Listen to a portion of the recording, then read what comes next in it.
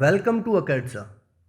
In this video, I am going to discuss the common blunders we do in the questions of velocity of separation and approach. Basically, इस particular video dedicated है कि कैसे हम जो common mistakes करते हैं, गलतियां करते हैं, उनसे बच पाएं। तो यहाँ पर मैंने जो गलतियां हैं उनको 3 पार्ट में तोड़ के रखा हुआ है, 3 पार्ट में मैंने ब्रेक किया हुआ है, जो मैं एक एक करके आपको डिस्कस करता हूँ।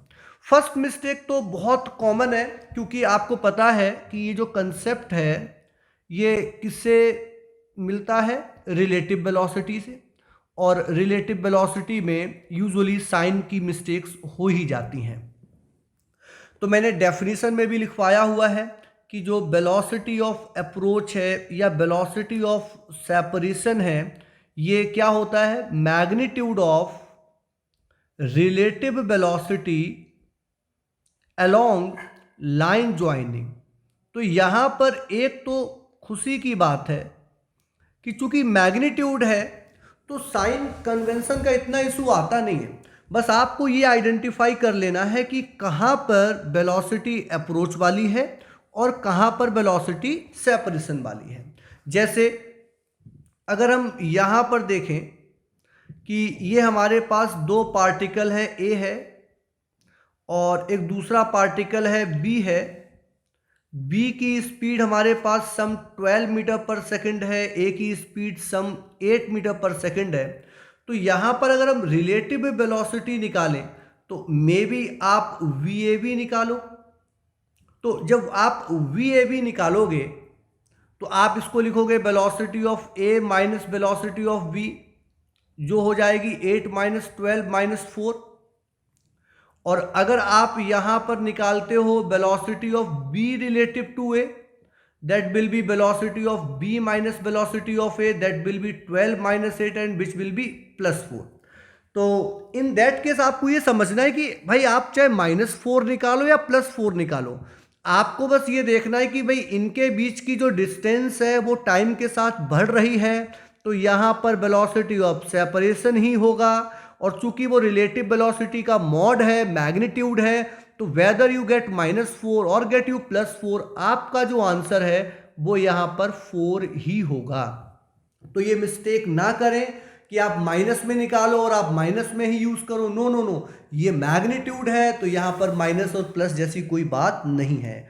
तो ये पहली मिस्टेक है जो बच्चे कर जाते हैं, आप इसका ध्यान रखिएगा। दूसरी मिस्टेक है ड्यूरिंग द रिजॉल्विंग।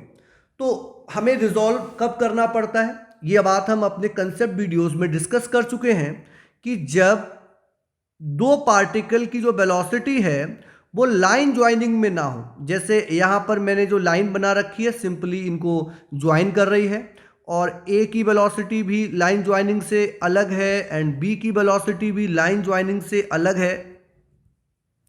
तो यहाँ पर बच्चे बहुत बड़ी मिस्टेक नहीं करते हैं। यहाँ पर मिस्टेक ये कर जाते हैं कि जैसे ये एंगल सपोज करो बीटा है, तो आप एक कंपोनेंट निकालते हो along the line joining B B cos beta, और एक कंपोनेंट आप निकालते हो B B sine beta. Similarly आप इसको भी रिजॉल्व करोगे 2 कंपोनेंट में।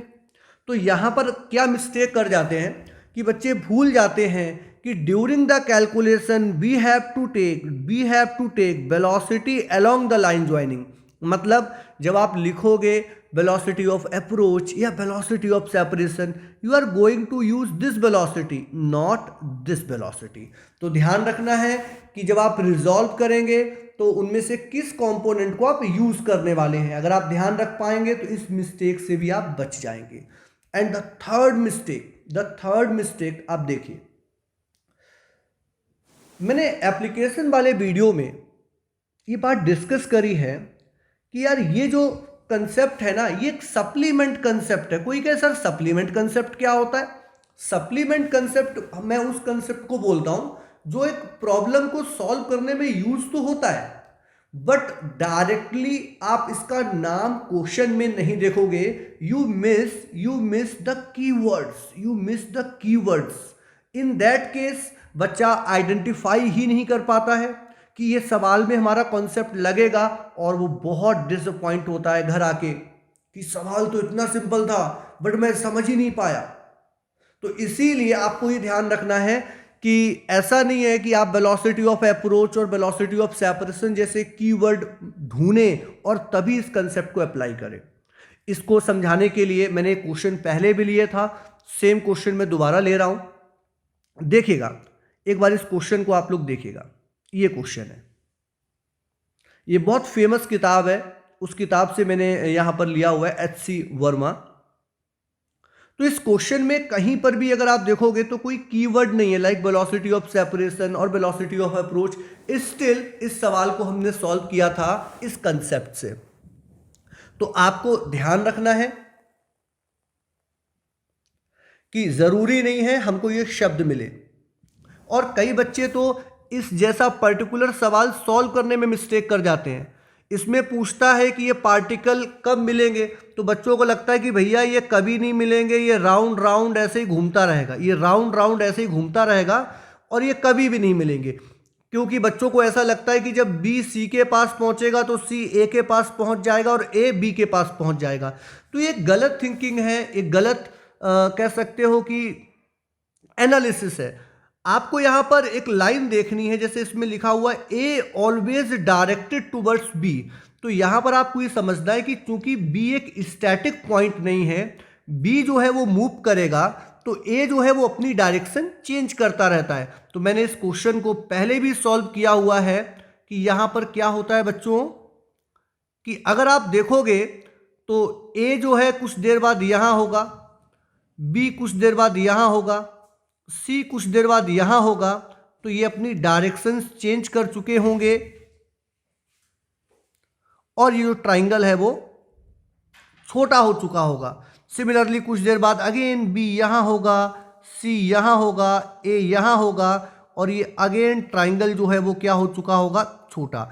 अगर आप ऐसे ही डिफरेंट डिफरेंट इंटरवल्स पर कई सारे पॉइंट बना लो, these are the different positions of B, तो आप पाओगे कि फाइनली इस रास्ते होता हुआ बी यहाँ पर पहुँचेगा और इस रास्ते होता हुआ सी यहाँ पर पहुँचेगा और इस रास्ते होता हुआ ए यहाँ पर पहुँचेगा and they will meet in the centre. इस सेंटर को हम सेंट्रॉइड बोलते हैं ट्राइंगल की दुनिया में।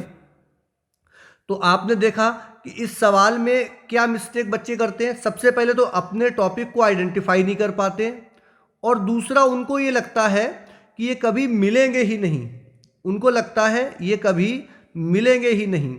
तो आपको इन चीज़ों से कैसे बचना है, आपको इन चीज़ों से कैसे बचना है, by reading properly, by reading properly. तो एक बार मैं फिर से इन सभी चीज़ों को समराइज कर रहा हूँ, आप देखिएगा कि क्या क्या मिस्टेक होती हैं। पहली मिस्टेक साइन कन्वेंशन से है, दूसरी रिजॉल्विंग में मिस्टेक हो जाती है कि किस कंपोनेंट को चूज करना है, किस कंपोनेंट को चूज नहीं करना है, एंड थर्ड कि हम अपने कीवर्ड्स ढूंढते रह जाते हैं और घर आके बहुत डिसअपॉइंटेड फील करते हैं। सो प्लीज़ चीज़ों को अच्छे से पढ़ें एंड डिसअपॉइंटेड नहीं होएं। With this I am ending this video.